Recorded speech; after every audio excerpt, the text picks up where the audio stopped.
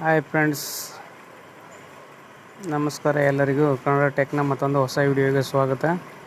Friends, ನಾವಿವತ್ತು ಕಾಂಗ್ರೆಸ್ ಸರ್ಕಾರ ಘೋಷಿಸಿರುವಂಥ guarantee ಯೋಜನೆಗಳಲ್ಲಿ ಒಂದಾದ ಯುವ ನಿಧಿ ಬಗ್ಗೆ ಮಾತಾಡೋಣ. ಫ್ರೆಂಡ್ಸ್, ಯಾರೆಲ್ಲ ಮೊದಲಿಗೆ ನಮ್ಮ ಚಾನಲ್ ನೋಡ್ತಾ ಇದ್ದಾರೆ ಅವರು ಚಾನಲ್ನ ಸಬ್ಸ್ಕ್ರೈಬ್ ಮಾಡ್ಕೊಳ್ಳಿ, ಹಾಗೆ ಬೆಲ್ ಐಕನ್ ಮೇಲೆ ಕ್ಲಿಕ್ ಮಾಡ್ಕೊಳ್ಳಿ. ಫ್ರೆಂಡ್ಸ್, ಬನ್ನಿ ವಿಡಿಯೋ ಸ್ಟಾರ್ಟ್ ಮಾಡೋಣ. ಫ್ರೆಂಡ್ಸ್, ಮೊದಲಿಗೆ ಕಾಂಗ್ರೆಸ್ ಸರ್ಕಾರ ಗೃಹ ಜ್ಯೋತಿ ಯೋಜನೆಯನ್ನು ಪ್ರಾರಂಭ ಮಾಡಿತ್ತು. ಆಮೇಲೆ ಅದಾದ ನಂತರ ಗೃಹಲಕ್ಷ್ಮಿ ಯೋಜನೆಯನ್ನು ಪ್ರಾರಂಭ ಮಾಡಿತ್ತು. ಇವಾಗ ಯುವ ನಿಧಿಗೆ ಚಾಲನೆಯನ್ನು ಕೊಡ್ತಾ ಇದೆ. ಅದ್ರ ಬಗ್ಗೆ ಒಂದು ಅಪ್ಡೇಟ್ ಬಂದಿದೆ, ಏನಂತ ನೋಡೋಣ ಬನ್ನಿ ಫ್ರೆಂಡ್ಸ್.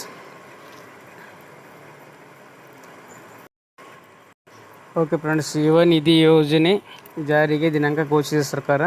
ಪ್ರತಿ ತಿಂಗಳ ನಿರುದ್ಯೋಗಿ ಭತ್ಯೆ ಪದವೀಧರರಿಗೆ 3,000, ಡಿಪ್ಲೊಮಾ ಪದವೀಧರರಿಗೆ 1,500 ರೂಪಾಯಿ, 1,500 ರೂಪಾಯಿ.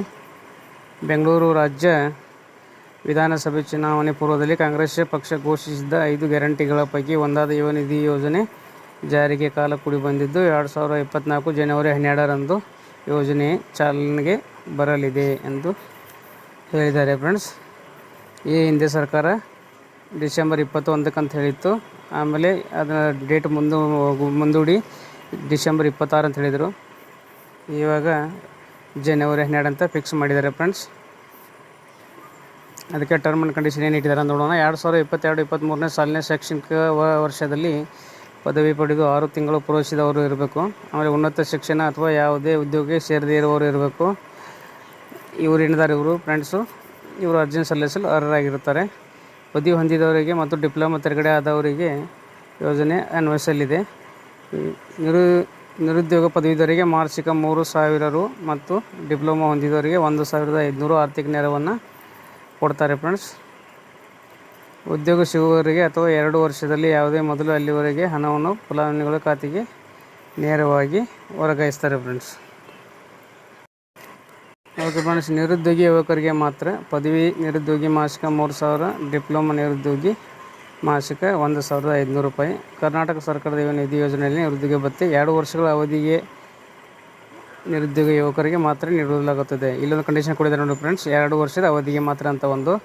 ಆಮೇಲೆ ಫಲಾನುಭವಿ 2 ವರ್ಷದ ನಂತರ ಅಥವಾ 2 ವರ್ಷ ಅವಧಿಯಲ್ಲಿ ಉದ್ಯೋಗವನ್ನು ಕಂಡುಕೊಂಡರೆ ನಿರುದ್ಯೋಗ ಭತ್ಯೆ ತಕ್ಷಣ ನಿಲ್ಲಿಸಲಾಗುತ್ತದೆ. ಫ್ರೆಂಡ್ಸ್, ನೀವು 2 ವರ್ಷ ಹೊರಗಡೆ ಯಾವ್ದಾದ್ರು ನಿಮ್ಗೆ ಜಾಬ್ ಹತ್ತಿದರೆ ನಿಮ್ಮ ನಿರುದ್ಯೋಗ ಭತ್ಯೆಯನ್ನು ನಿಲ್ಲಿಸಿಬಿಡ್ತಾರೆ. ಆಮೇಲೆ ಅರ್ಜಿ ಸಲ್ಲಿಸಲು ಬೇಕಾದ ದಾಖಲೆಗಳು ಏನಂತ ನೋಡೋಣ ಬನ್ನಿ ಫ್ರೆಂಡ್ಸ್. ಯುವ ನಿಧಿಗೆ ಅರ್ಜಿ ಸಲ್ಲಿಸಲು ಮೊದಲು ಅಭ್ಯರ್ಥಿ ಕರ್ನಾಟಕದವನಾಗಿರಬೇಕಾಗ್ತದೆ. ಆಮೇಲೆ ಕರ್ನಾಟಕ ನಿವಾಸಿ ಆಗಿರೋ ಬಗ್ಗೆ ಸೂಕ್ತ ದಾಖಲೆಯನ್ನು ಕೊಡಬೇಕಾಗ್ತದೆ. ಆಮೇಲೆ 10ನೇ ತರಗತಿ, ದ್ವಿತೀಯ PUC, ಆಮೇಲೆ ಪದವಿ ಅಂಕಪಟ್ಟಿಯನ್ನು ಕೊಡಬೇಕಾಗ್ತದೆ. ಅದಾದಮೇಲೆ ಆಧಾರ್ ಕಾರ್ಡು, ಜಾತಿ ಪ್ರಮಾಣ ಪತ್ರ, ಬ್ಯಾಂಕ್ ಖಾತೆ, ಆದಾಯ ಪ್ರಮಾಣ ಪತ್ರವನ್ನು ಕೊಡಬೇಕಾಗ್ತದೆ. ಅದಾದಮೇಲೆ ಸ್ವಯಂ ಘೋಷಣಾ ಪ್ರತಿಯನ್ನು ಕೂಡ ಒಂದು ಕೊಡಬೇಕಾಗ್ತದೆ. ಫ್ರೆಂಡ್ಸ್, ಇಷ್ಟೆಲ್ಲ ತೊಗೊಂಡು ಹೋಗಿ ನೀವು ಫ್ರೆಂಡ್ಸ್, ನೀವು ಸೇವಾ ಸಿಂಧುನಲ್ಲಿ ಅರ್ಜಿ ಸಲ್ಲಿಸ್ಬೋದು, ಗ್ರಾಮವನ್ನಲ್ಲಿ ಅರ್ಜಿ ಸಲ್ಲಿಸ್ಬೋದು, ಕರ್ನಾಟಕ ವನಕೂಲಿಯಲ್ಲಿ ಕೂಡ ಅರ್ಜಿಯನ್ನು ಸಲ್ಲಿಸ್ಬೋದು ಮತ್ತು ಬೆಂಗಳೂರಿನಲ್ಲಿ ಅರ್ಜಿಯನ್ನು ಸಲ್ಲಿಸಬಹುದಾಗಿದೆ. ಫ್ರೆಂಡ್ಸ್, ಓಕೆ, ನಾನು ಕೊಟ್ಟಿರೋ ಮಾಹಿತಿ ಅರ್ಥ ಆಗಿದೆ ಅನ್ಕೋತೀನಿ friends. Thank you for watching. Video ಇಷ್ಟ ಆದರೆ ಒಂದು ಲೈಕ್ ಮಾಡಿ, ಕಮೆಂಟ್ ಮಾಡಿ, ಶೇರ್ ಮಾಡಿ ಗೈಸ್.